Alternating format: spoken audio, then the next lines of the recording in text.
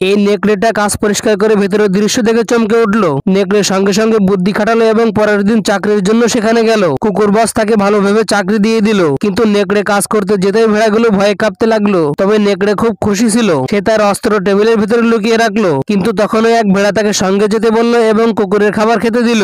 নেকড়ে প্রথমে দ্বিধা করলো, কিন্তু কুকুরের খাবার খাওয়ার সঙ্গে সঙ্গে সে তার ভক্ত হয়ে গেল। কুকুরদের খাবার খাওয়ার জন্য আস্তে আস্তে নেকড়ে সব ভুলে গিয়ে কোম্পানিতে ভালোভাবে কাজ করতে লাগলো। কিন্তু একদিন সে সারাদিন কাজ করার পর খেতে গিয়ে দেখলো সব খাবার শেষ হয়ে গেছে। ঠিক তখনই কোথা থেকে যেন মাংসের গন্ধ আসছিল, কারণ এক ভেড়ার পেছনে আগুন লেগে গিয়েছিল। এটা দেখে নেকড়ের ভিতর অস্থিরতা শুরু হলো, কিন্তু সে ভেড়াগুলোকে মারতে চাইছিল না, তাই সে লিফটে গিয়ে উঠলো। কিন্তু হঠাৎ অনেক ভেড়া লিফটে ঢুকে পড়লো, আর এক ভেড়ার গায়ে সস পড়ে গিয়েছিল। কিছুক্ষণ পর লিফট খুলতেই কুকুর বস ভেড়াগুলোকে দেখে অবাক হয়ে যায় এবং নেকড়েকে চাকরি থেকে বরখাস্ত করে দেয়। পরের দিন নেকড়ে আবার কাজ পরিষ্কার করতে গিয়ে একটা পাখা দেখতে পেল, আর তা দেখে নেকড়ের মাথায় নতুন আইডিয়া এলো। পরের পর্বের জন্য লাইক করে দিন, আর ভিডিওটি ভালো লাগলে চ্যানেলটি সাবস্ক্রাইব করে রাখুন।